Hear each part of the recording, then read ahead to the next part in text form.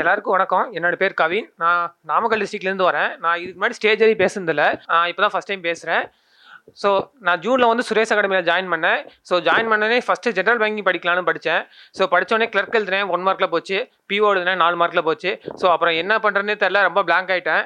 So சரி நாம் SO படிக்கலாம் அப்படின்னு சொல்லி செப்டம்பர் மந்த் ஆரம்பித்தேன். செப்டம்பர் ஆரம்பித்து ஒரு 4 மந்த்ஸ் வந்து ரொம்ப கஷ்டப்பட்டு தான் படித்தேன். காலையில் ஸ்டடி ஹால் வந்துட்டேன் அப்படின்னா நைட்டு 10:30 வரைக்கும் ஸ்டடி ஹால் தான் படிப்பேன். ரொம்ப கஷ்டப்பட்டேன். அப்புறம் ஃப்ளட் வந்தப்போ கூட ரொம்ப கஷ்டம், வீட்டுக்கு கூட போகல. அப்புறம் வீட்டில் வந்து ரொம்ப சப்போர்ட் பண்ணாங்க. எங்கள் பேரண்ட்ஸை மேடைக்கு கூப்பிடுன்னு சொல்லி ஆசைப்பட்றேன். திரு கவின் அவர்களின் பெற்றோரை மேடைக்கு வரும்படி அன்புடன் கேட்டுக்கொள்கிறோம். எனக்கு வந்து வீட்டில் வந்து பார்த்தீங்கன்னா எங்கள் மாமா தான் ரொம்ப சப்போர்ட் பண்ணார். ஸோ அவருக்கு ஃபஸ்ட்டு தேங்க் பண்ணிக்கிறேன் நான். அப்புறம் முக்கியமாக வந்து பார்த்தீங்கன்னா மார்க் இன்டர்வியூல வந்து ராஜா சார் தான் ரொம்ப மோட்டிவேட் பண்ணார். நான் ரொம்ப பிளாங்காக தான் பண்ணேன், அவர் தான் மோட்டிவேட் பண்ணார். ஸோ ராஜா சாருக்கு தேங்க் பண்ணிக்கிறேன் முதல்ல. அவ்வளோ. திரு கவின் அவர்களின் பெற்றோரை ஓரிரு வார்த்தைகள் பேசுமாறு அன்புடன் கேட்டுக்கொள்கிறோம். எல்லாத்துக்கும் வணக்கம். பையன் நான் விவசாயி தான். ஏன்னா படித்து ஒரே இடத்துல பாஸ் பண்ணணும்னு நான் நினைக்கல.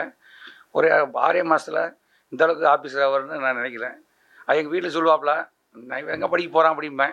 அது வர இப்போ அரியர் எதுவும் வச்சது கிடையாது. நல்லா படித்து 6 மாதத்தில் ஒரு ஆஃபீஸர் ஆனது நம்ம. அதே மாதிரி உங்களுடைய பாராட்டு இந்த அளவுக்கு கொண்டு வந்தது நம்ம சிறப்பு ராஜா சாருக்கும் சுரேஷ் சாருக்கும் நம்ம நன்றி. வணக்கம்.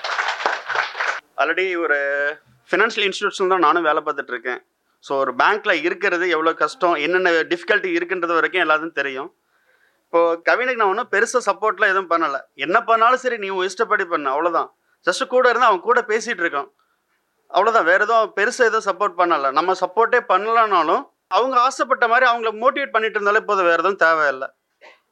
போதும், அவங்கள அந்தளவுக்கு டெவலப் ஆகிடுவாங்க. எல்லாருக்கும் வந்து டெவலப்மெண்ட் அப்படின்றது ஒன்று உள்ளுக்குள்ளேயே இருக்குது. அதை நம்ம ஜஸ்ட் கைட் பண்ணால் போதும், அவ்வளோதான். தேங்க்யூ. சுரேஷ் IAS அகாடமி, வெற்றியின் முகவரி.